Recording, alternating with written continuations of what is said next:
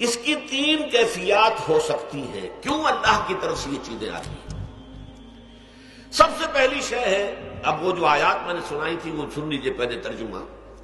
سورہ تغابن میں فرمایا ما صاب من مصیبت الا باذن اللہ. دیکھو کوئی مصیبت تم پر نہیں آ سکتی، نہیں آتی مگر اللہ کے اذن سے. ومن یؤمن باللہ، اور جو شخص اللہ پر ایمان رکھتا ہو یہدی قلبہ، اللہ اس کے دل کو ہدایت دے دیتا ہے، اس کے دل کو سکون عطا کر دیتا ہے، وہ راضی برضائے رب ہو جاتا ہے، اس میں شکوہ نہیں رہتا، اس میں شکایت نہیں ہوتی، اس میں تلخی نہیں ہوتی. کیوں ہو گیا، کیسے ہو گیا، کیوں ہو گیا، نہیں ہونا چاہیے، نہیں دیتے. یہ سارا جو پیچ آدمی کھاتا رہتا ہے نا اندر ہی اندر، وہ جو پیچ کھا رہا ہے یہ سب پیچ سے نجات نہیں گئی. برو کشید سے پیچا کہ ہستمود مرا، کہ اقدہا کے مقام رضا کشود مرا. یہ پیچ کھانا جو ہے، پیچا کے ہستمود، اس سے اللہ تعالیٰ نے مجھے نجات دے دی ہے مقام رضا کے ذریعے سے. کتنے بڑے بڑے عقدے میرے حل ہو گئے اس مقام رضا سے. کہ اقدہا کہ مقام رضا کشود میرا، میرے تو بہت سے عقدے اس سے حل ہو گئے. اس حوالے سے ایک موٹی بات تو یہ ہو گئی، لیکن اب اس کو تین حصوں میں تقسیم کیجیے. پہلی بات یہ کہ یہ اللہ کی طرف سے آزمائش کے طور پر آتی ہے.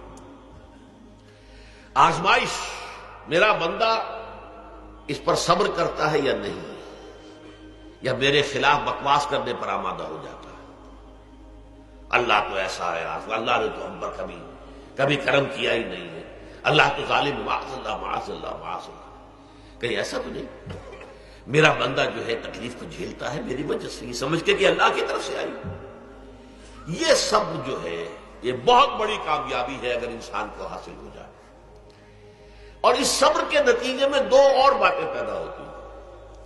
یہ مضامین علیحدہ علیحدہ دروس کے اندر آتے رہے ہیں، لیکن آج ایک نئے عنوان کے تحت جمع ہو کر آ رہے ہیں. پہلی بات یہ ہوتی ہے کہ یہ امتحان کا نتیجہ کیا نکلتا ہے کہ آپ نے ایک امتحان پاس کیا تو آپ کے اگلے درجے میں ترقی ہو جاتی ہے. 5ویں کا امتحان پاس کر لیا نا تو 6ٹھی میں جائیں گے. اب 6ٹھی کا امتحان پاس کریں گے تو 7ویں میں جائیں گے. 7ویں کا پاس کریں گے تو 8ویں میں. درجہ بدرجہ انسان کی دینی، ایمانی اور روحانی ترقی کا ذریعہ یہ آزمائش ہوتی ہے. جتنا اس میں صبر ہوگا، جتنا اس میں تسلیم و رضا جو ہے آپ حاصل کرتے جائیں گے تو آپ کے درجے بلند ہوتے چلے جائیں گے. آپ کا امتحان کڑے سے کڑا آئے گا، بڑے سے بڑا آئے گا، مشکل سے مشکل تر آئے گا.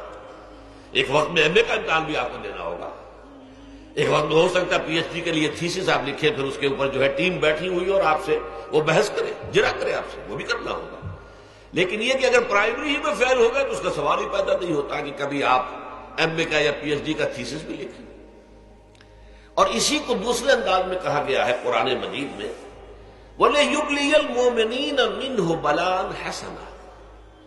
اصل میں ابلا کہتے ہیں، بلا یبلو جو ہے عربی زبان میں آتا ہے آزمانا. خلق الموت والحیات لیبلوکم ایکم احسن عملا. یہی معنی ابتلا کے میں، ابتلا یبتلی آزمانا. ابلا یبلی جو آتا ہے باب افعال سے، اس میں آتا ہے کسی کو کسی تکلیف میں ڈال کر اس کو نکھارنا، کہ اس کا جوہر نکھر جائے، اس کے اندر جو خیر ہے وہ اور چمک جائے، لوگوں کو بھی معلوم ہو جائے کہ یہ شخص اس مقام کا اہل ہے، اس کے اندر یہ صلاحیت ہے، اس میں یہ قوت موجود ہے. تو یہ گویا کہ اہل ایمان کی صلاحیتوں کو نکھارنے کے لیے اور ان کے درجات کی ترقی کے لیے بھی اللہ تعالیٰ دنیا کے اندر یہ مصیبتیں اور امتحانات جو ہیں آزمائش کے حوالے سے افراد پر بھی اجتماعی طور پر بھی لاتا ہے. اور ایک اس کا اور بھی ہے، اہل ایمان پر اس طرح کی ابتلا و آزمائش کی ایک نوعیت اور بھی ہے، اور وہ یہ ہے کہ جو بھی آپ سے غیر ارادی طور پر یا یہ کہ آپ نے کوئی گناہ ارادی طور پر بھی کر لیا، اللہ تعالیٰ اس کی سزا اسی دنیا میں دے کر آخرت کی سزا سے محفوظ کر دیتا. گویا کہ اس سے بڑا خیر کیا ہوگا. یہاں کی سزا کیا ہے، جھیل لی آپ نے، بخار آ گیا، ٹانگ ٹوٹ گئی، چلیے 3 مہینے آپ بستر پر پڑے رہے نا، اور کیا ہوا، کچھ نہیں. لیکن یہ کہ آخرت کی سزا ملتی ہے بہت عظیم ہوتی ہے.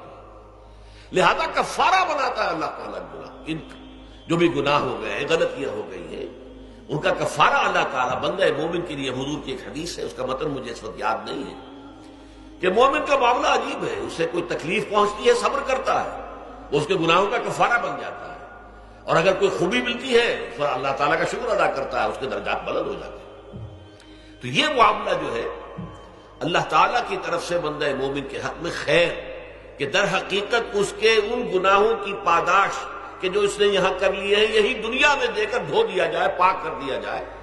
جیسے آپ کو معلوم ہے دھوبی جو ہے کپڑے کو بھٹی میں چڑھاتا ہے، گرم پانی میں ڈالتا ہے، نہیں ڈالتا، تاکہ اس کا میل نکلے، اس کے آگے پٹکتا بھی ہے ذرا اس کو تاکہ وہ میل اچھی طرح چھٹ جائے اس سے۔ اسی طرح اگر دنیا میں ہمارے میل چھٹ جائیں، دنیا میں اگر ہمارے گناہ دھل جائیں تو یہ بڑے نفع کا سودا ہے، بڑے نفع کا سودا ہے، بڑے نفع کا سودا ہے۔